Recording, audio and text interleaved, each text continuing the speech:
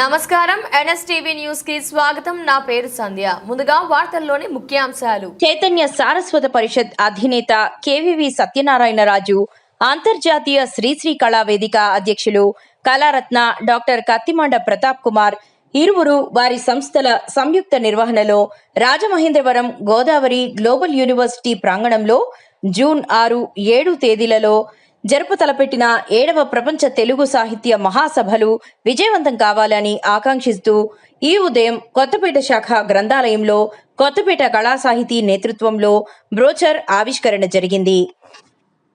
ఈ వేసవి శిక్షణ శిబిరానికి హాజరైన వక్తలుగా హాజరయ్యి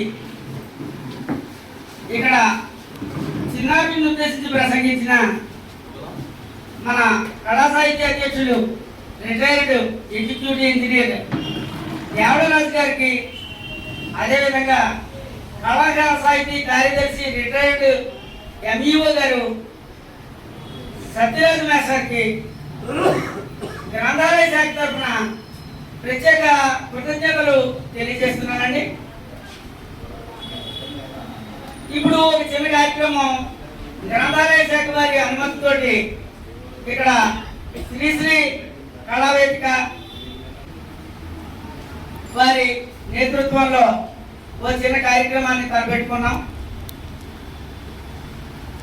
ఈ కార్యక్రమం నిజానికి చాలా భారీ స్థాయిలో చాలా చోట్ల జరుగుతున్నాయి.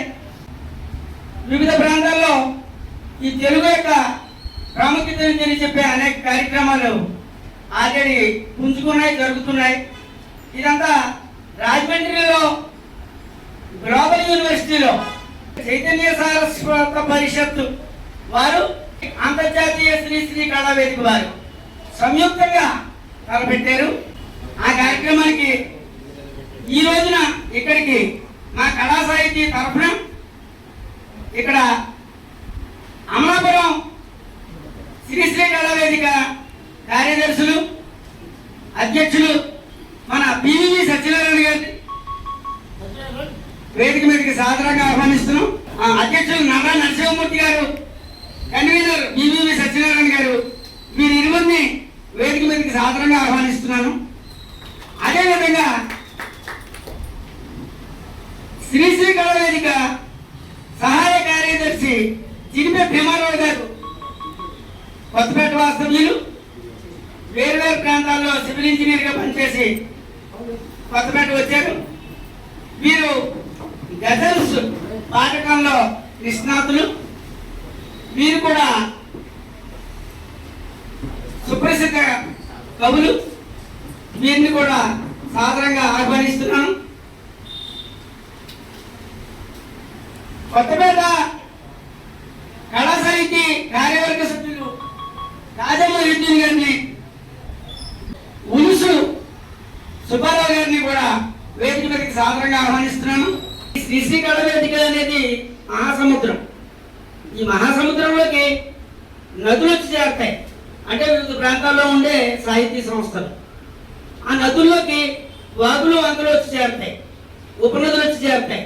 ఆ ఉపనదులన్నీ కూడాను చిన్ని చిన్ని సాహితీ సంస్థలు. వాగులు వంకలను ఇళ్లలో ఉండి కవితలు రాసుకునే కవులు, కళాకారులు, విధాతలు, ఇవన్నీ కూడా మొత్తం మీద చివరికి చేరేది మహాసముద్రంలోకే. విచిత్రం ఏంటంటే ఈ సముద్రం, శ్రీశ్రీ కళా వేదిక అనే మహాసముద్రం ఎవరిని దూరం పెట్టుకోదు, ఎవరిని పనిగట్టు దగ్గర చేసుకోదు. ఎవరి మటుకు వాళ్ళే వాడంతటి వాళ్ళుగా ఆ సముద్రంలో కలవడానికి తపన పడుతూ వెళ్తాయి. కృష్ణానది, గోదావరి ఇవన్నీ సముద్రంలో కలుస్తున్నాయంటే కలుస్తూ ఉండగా కలిసినప్పుడే వాటికి తెలుస్తుంది మనం సముద్రంలో కలుస్తున్నామని. అలాగా స్వచ్ఛందంగా ఎవరికి వాళ్ళు అనేక సాహిత్య సంస్థలు నడుపుకుంటున్న వాళ్ళందరూ కూడా ఈ శ్రీశ్రీ కళా వేదిక అనే మహాసముద్రంలో కలుస్తున్నారు. లేకపోతే చైతన్య సారస్వత పరిషత్ పెట్టి 3 ప్రపంచ తెలుగు మహాసభలు నిర్వహించిన చైతన్యరాజు గారు ఈ శ్రీశ్రీ కళా వేదిక తరఫున జరిగే 7వ ప్రపంచ తెలుగు మహాసభలకి వెనుదలుగా ఉంటాను, మా యూనివర్సిటీలో జరపండి అన్నారంటేనే, ఆయన అలా ప్రకటించారంటేనే ఈ శ్రీశ్రీ కళా వేదిక ఎంత మహోన్నతమైనది, ఎంత గొప్పది తెలుస్తుంది. చెప్పలేం, మాటల్లో చెప్పలేం. ఎందుకంటే అన్ని పట్టణాల్లోనూ, అన్ని జిల్లాల్లోనూ, అన్ని రాష్ట్రాల్లోనూ, ఇతర భాషా రాష్ట్రాల్లో ఉండే తెలుగు వాళ్ళు, ఇతర దేశాల్లో ఉండే తెలుగు సంస్థలు అన్నింటిలోనూ కూడా మొత్తం ప్రపంచం అంతా కూడా విశ్వవ్యాప్తంగా ఈ శ్రీశ్రీ కళావేదిక వేళ్ళూరుకుపోయింది. దానికి ఒకే ఒక్కడు, కళారత్న కత్తిమండ ప్రతాప్. కత్తిమండ ప్రతాప్ ఒక్కడు అంతర్వేదిలో అప్పుడు ఒక పెద్ద సభ పెడితే అత్తేపల్లి రామ్మోహన్ రావు గారు, గిడ్డి సుబ్బారావు గారు మొత్తం అందరం పట్టించి వెళ్ళాం. ఎంత అద్భుతంగా పెట్టేశాడు ఆయన, ఎంత ప్రపంచ రికార్డులు ఇచ్చాడు ఆయన. అక్కడ అందరికీ వేదిక మీద అందరికీ, ప్రతి ఒక్కడికి, చిన్న పిల్లవాడి దగ్గర నుంచి మహాపండితుడైన కవి వరకు కవిత చదివితే చాలు కుర్చీలో కూర్చోబెట్టి, తలపాగా పెట్టి, శాలువా కప్పి, మెమెంటో ఇచ్చి, ప్రశంసా పత్రం ఇచ్చి, ఇన్ని ప్రతి ఒక్కరికి చేయడం అంటే ఎంత గొప్ప విషయం అని అప్పుడు 2015 అంతర్వేదిలో మేమంతా కత్తిమండ ప్రతాప్ గురించి మేము అనుకున్నాం, ఏమిటి అని చెప్పేసి. ఆ అంతర్వేది సభలు చాలా చిన్న సభలు అన్నట్టుగా, ఆ తర్వాత అంతకు మించిన ప్రపంచ రికార్డులు అనేకం బద్దలు కొట్టి ముందుకు దూసుకుపోతున్నాడు మన కత్తిమండ ప్రతాప్ గారు. ఒక వ్యక్తిని పొగడటం అనేది చాలా అతిశయోక్తి కింద, ఏంటి ఇలా వ్యక్తుల్ని పొగుడుతారు అని అనిపించే స్థాయిని దాటిపోయాడు ఆయన. ఆయన్ని పొగడచ్చు, తప్పులేదు అని అనిపించేంత గొప్ప స్థితికి ఆయన యొక్క వ్యక్తిత్వం చేరిపోయింది. ఆయన అంత చేస్తున్నాడు. ఎందుకు ఇదంతా చెప్తున్నానంటే, పిల్లలకి వేసవి శిక్షణ తరగతుల్లో భాగంగా కూడా ఈ విషయం తెలియాలి. తెలుగు భాష గురించి ఎందుకు చేయాలి అంటే, మన సంస్కృతి మొత్తం అంతా కూడా తెలుగు భాష మీద ఆధారపడింది. మరి ఇంతమంది సాహితీవేత్తలు ఇంతమంది అంత మహాసముద్రంలోకి ఎందుకు చేరుతున్నారు అంటే, ఒక్కసారి ఆలోచించండి. కత్తిమండ ప్రతాప్ లాంటి వాళ్ళు ఏం చేస్తున్నారంటే, రాయండి చదవండి, రాయండి చదవండి, వేదిక ఏర్పాటు చేస్తాం, సత్కారం చేస్తాం అంటున్నారు. అంటే ఎన్ని వేల మందిని, ఎన్ని లక్షల మందిని మంచిగా ఆలోచించడానికి సమాయత్తం చేస్తోంది శ్రీశ్రీ కళావేదిక అనే గొప్ప సంస్థ. అసలు ఊహించగలమా? ఈ సమాజం అనే సుక్షేత్రంలో మంచిని పెంచడం కోసం శ్రీశ్రీ కళావేదిక అంత విస్తరించేసింది, ఒక మహాసముద్రం లాగా. ఇది అందరూ గుర్తుపెట్టుకోవాలి. మనం ఇప్పుడు ఒక వ్యక్తిని కాదు పొగుడుతుంటాం, శ్రీశ్రీ కళావేదిక అనే గొప్ప సంస్థని. ఆ సంస్థ స్థాపకుడు మన కత్తిమండ ప్రతాప్ గారికి నేను ప్రత్యేక అభినందనలు. ఈ అవకాశం ఇచ్చిన అందరికీ ధన్యవాదాలు కూడా తెలుపుతున్నాను. విలువ పెంచుకోవడం కోసం సాహితీ సంస్థల్లోకి చేరండి. విలువ పెంచుకోవడం కోసం కవిత్వం రాయండి. మిమ్మల్ని మీరు చక్కదిద్దుకోవడం కోసం మీరు సాహిత్య ప్రక్రియలు చేయండి. ఎందుకు చెప్తున్నానంటే, మా నాన్నగారు మహాకవి అద్దంకి కేశవరావు గారు పతాక తీయమని మహాగ్రంథం రాశారు, 50 దాకా పుస్తకాలు రాశారు. అదంతా ఓకే. అయితే నేను కవిగా మారడానికి కారణం మాత్రం గిడ్డి సుబ్బారావు గారు. ఈయన కొత్తపేటలోనే ఉండి కళా సాహితీ సభలకి మా నాన్నగారి పేరుతో ఒక్క, నా పేరుతో ఒక్క 6 రోజులు ఉగాది కవి సమ్మేళనం, అద్దంకి కేశవరావు గారు మీరు తప్పకుండా హాజరు కావాల్సిందిగా కోరుతున్నాను. అలాగే 6 రోజులు ఉగాది కవి సమ్మేళనం, బుద్ధచంద్రదేవ్ గారు మీరు తప్పనిసరిగా కవిత రాసి హాజరు కావాల్సిందిగా కోరుతున్నాను అని కార్డు రాసేవాడు. ఆ వ్యక్తి అంత కష్టపడి కార్డు రాస్తే నేను తప్పనిసరిగా కవిత చదవాలని, కవిత రాయాలని నేను కవిగా మారాను. గిడ్డి సుబ్బారావు గారు లాంటి వాళ్ళ వల్ల నేను కవిగా ఈ రోజు నేను ముందు నుంచున్నాను. అలా వచ్చారండి మాస్టర్ గారికి నాకు మీకు 3 దశాబ్దాలుగా మా ఇద్దరికి స్నేహం ఉంది. కళాసాహితి సుబ్బారావు ఉన్నప్పుడు ఉత్సాహంగా ఆయన సభలు చేసే సమయంలో అనారోగ్యంలో పడుతున్నారు. ప్రతి సంవత్సరం అద్దె వెళ్ళి వారు వచ్చేవారు. ఆయనతో పాటు మేము కూడా టీవీ గారు వచ్చి కవిత చదివాను. ఆ విధంగా అలా 3 దశాబ్దాలుగా అనుబంధం ఉంది. తర్వాత శ్రీశ్రీ కళావేదిలోకి మేము వచ్చిన తర్వాత తెలియదు మేము సభలు అలా నిర్వహిస్తూ మాకు అండదండగా ఉన్నారు. ఆ విధంగా కొత్తపేట మాకు అనుబంధంగా సాహిత్యాలు ఉంది.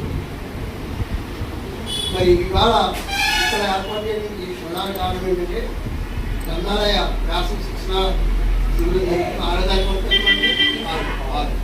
నేను అమలాపురంలో ఎక్కడో పాల్గొన్నాం మొన్న గ్రంథాలయం ప్రధానశ్రేణి సర్కార్ గ్రంథాలయంలో పిల్లలకి మేము కళ గురించి ఇంగ్లీష్ గురించి ఇంగ్లీష్ కళ గురించి రాయకుంటాం. అలాగే బిలోర్పేరు వెళ్తున్నాం. మేము ఆదివారం రమ్మగారు కూడా ఉపన్యాసం ఇవ్వాల్సిన అవసరం ఉంది. ఈ గ్రంథాలయంతో మాకు అనుభవం ఎందుకంటే నేను చిన్నప్పటి నుంచి గ్రంథాలయంలో చదువుకున్నాను. పుస్తకాలు మాది చాలా కాలము కొనుక్కునే స్థితిలో ఉన్నప్పుడు గ్రంథాలయంలో అన్ని పుస్తకాలు చదువుకుని అవన్నీ నోట్స్ పుస్తకాలు నోట్స్ రాస్తుంది ఇంపార్టెంట్గా ఎన్ని రాస్తుంది.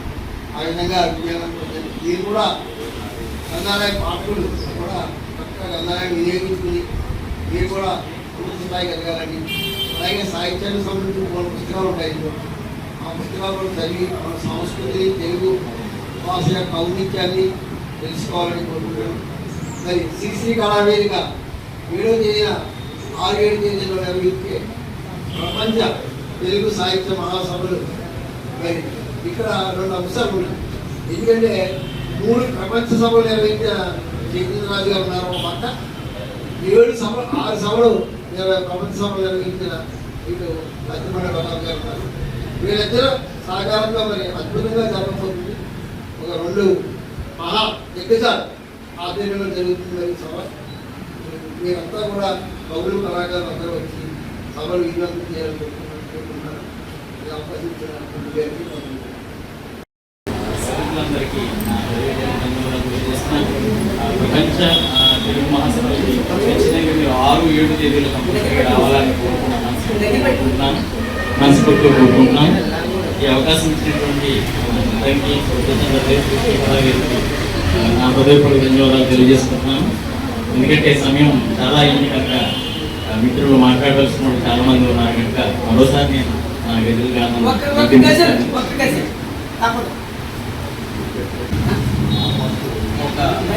పల్లవి పాడేసి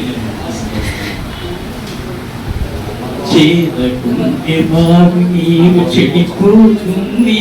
ముఖ్యంగా విద్యార్థులకి నేను తెలియజేసేది ఏంటంటే మీలో ఉండే ప్రతిభ ఏదైనా ఒక దాన్ని మొదలు పెట్టకపోతే అది చెడిపోతుందనే దాని మీద నేను ఈ పాడుతున్నాను. పాడుతుంటే ప్రతిభకున్న పడిపోతుంది, చేదుకుంటే బావి నీరు చెడిపోతుంది. పాడకుంటే ప్రతిభకున్న ఓడిపోతుంది, కలిగుందని బలిగుందని కలని వదలకు, కలిగుందని బలిగుందని కలని వదలకు. తప్పు సుమా తప్పు సుమా తప్పు సుమా గుండెలోని తడి పెడుతుంది. Thank you. ధన్యవాదాలు. ఆ కాలేజీని ఇప్పుడు GGU అంటారు, అంటే గోదావరి గ్లోబల్ యూనివర్సిటీ. ఆ యూనివర్సిటీలో మరి మన శ్రీశ్రీ కళావేదిక, చైతన్య సారస్వత పరిషత్ సంయుక్తంగా మరి వచ్చే నెల 6-7 తారీఖుల్లో ప్రపంచవ్యాప్తంగా ఉన్నటువంటి కవులు కానీ, ఇతర విదేశాల నుంచి వచ్చేవాళ్ళు, ఇతర రాష్ట్రాల నుంచి ఉన్న సంస్థల యొక్క సంబంధించిన ప్రతినిధులు, ఆ కవులు మరి అందరూ కూడా హాజరయ్యే అవకాశం ఉంది. సుమారు ఇప్పటికే 5,000 మంది రిజిస్ట్రేషన్ చేసుకోవడం జరిగింది. మేమేమనుకున్నాం అంటే 2,000 మంది వస్తారేమో అనుకున్నాం. అక్కడ జరిగే 2 రోజుల కార్యక్రమాలు 2 రోజులు పెట్టారు. ఏమేమి జరుగుతాయి ఏమిటనేది మీరు అనుకోవచ్చు.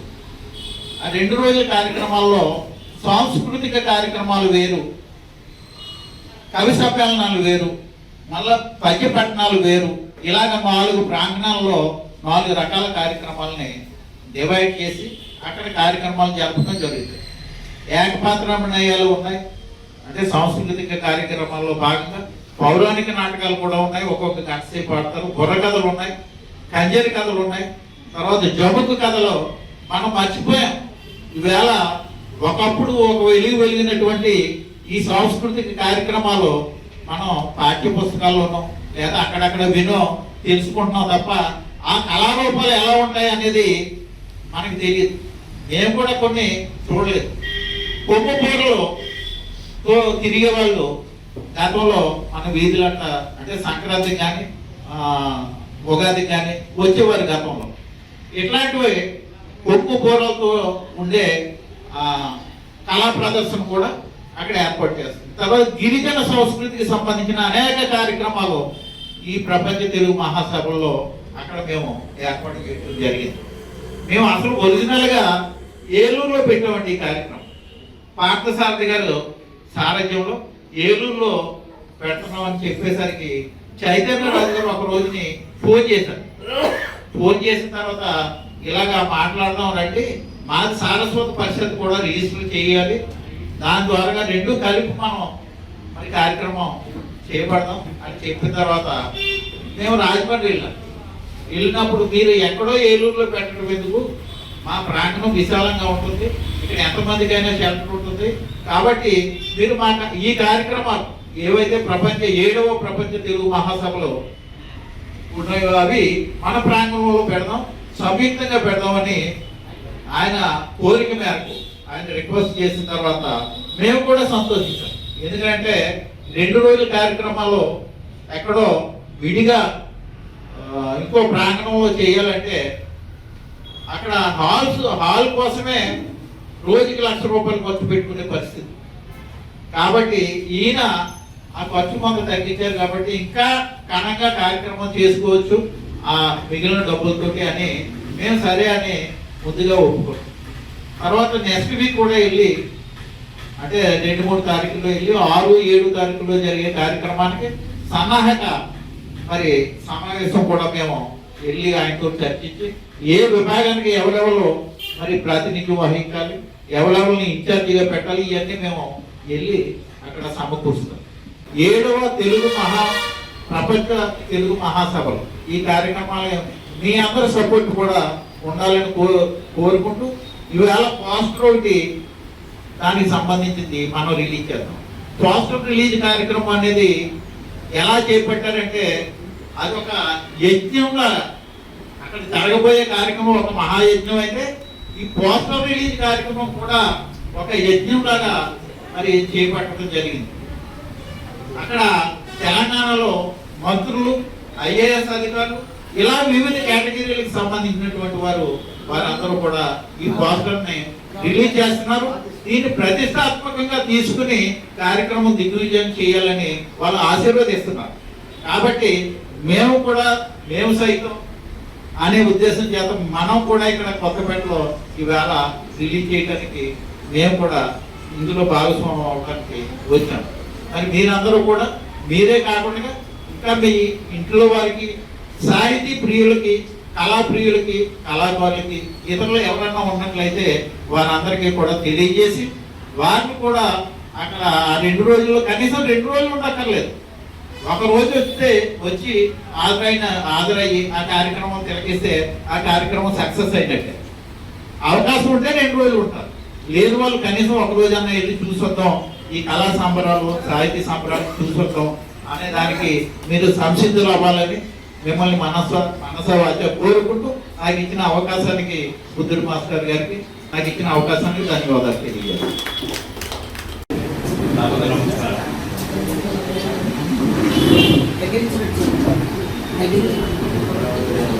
నమస్కారం. ఈ రోజున సమావేశం ఏర్పాటు చేయడానికి ముఖ్య కారణం రేపు 6-7 తారీఖులో రాజమండ్రిలో గ్లోబల్ యూనివర్సిటీ చైతన్య రాజు గారి ఈసీ కళావేదిక వారి తరఫున తెలుగు మహాసభలు 7వ ప్రపంచ మహాసభలో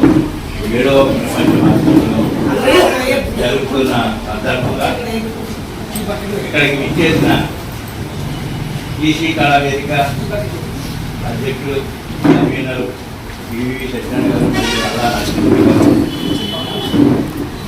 గ్రంథాలయ అధికారి సునీత మేడం గారు కూడా వేదికని ఈ సందర్భంగా ఈ గ్రంథాలను ఏర్పాటు చేసిన సభకి మీరు అందరూ ఇచ్చేసినందుకు అందరికీ కృతజ్ఞతలు. కళాసాహిత్య తరఫున మా పిటి సుబ్బారావు గారు కొంచెం ఆడకపోయారు. మరి ఈ రేపు జరగబోయే ఈ 6-7 తారీఖులో రాజమండ్రిలో జరిగే ఈ సభలందరికీ కూడా మీరందరూ హాజరై ఆ కార్యక్రమాన్ని విజయంగా నడిపించవలసిందిగా వారు కోరటానికి వారికి సహకరించడానికి ఈ కళాసాహితీ ముందుకు వస్తుందని వారు చేత ఈ సందర్భంగా చేసినటువంటి పెద్దలందరూ కూడా వారి యొక్క అభిప్రాయాలు వారి యొక్క ఈ ఆగమనం ఏంటో చెబుతారు. ఈ ముందుగా నడిపించే సాధనే మా ప్రపంచ మహాసభలో ఇంట్లో జరిగినప్పుడు కార్యక్రమాలు 2 భాగాలు జరిగాయి. 2 విభాగాలు 3 విభాగాలు జరిగాయి. ఈ కవి సమ్మేళనం మాత్రం 2 రోజులు కూడా ప్రతి ఒక్కరికి కూడా అవకాశం, ప్రతి ఒక్కళ్ళు కూడా వాళ్ళ కవితలు చదివారు. ఎవరోకే ఇవ్వలేదు. 2 రోజులు తర్వాత మధ్యాహ్నం మాత్రం కవి సమ్మేళనం అయిన తర్వాతే మాత్రమే ఈ కాలువ కప్పడం కంప్లైంట్ అవ్వడం జరిగింది. ఎందుకంటే ఎప్పుడు అక్కడ వెళ్ళిపోతుంటారు కదా, విద్యార్థి అటు వేసినట్టు వెళ్ళిపోతారు. అందుకని అజాత ప్రపంచ మహాసభలో కూడా అందరికీ సాఫ్ట్వేర్ వచ్చిందని నేను చెప్తున్నాను. చాలా అది అంటే ఆ వివరణ మళ్ళీ మాట్లాడాలి. Okay sir.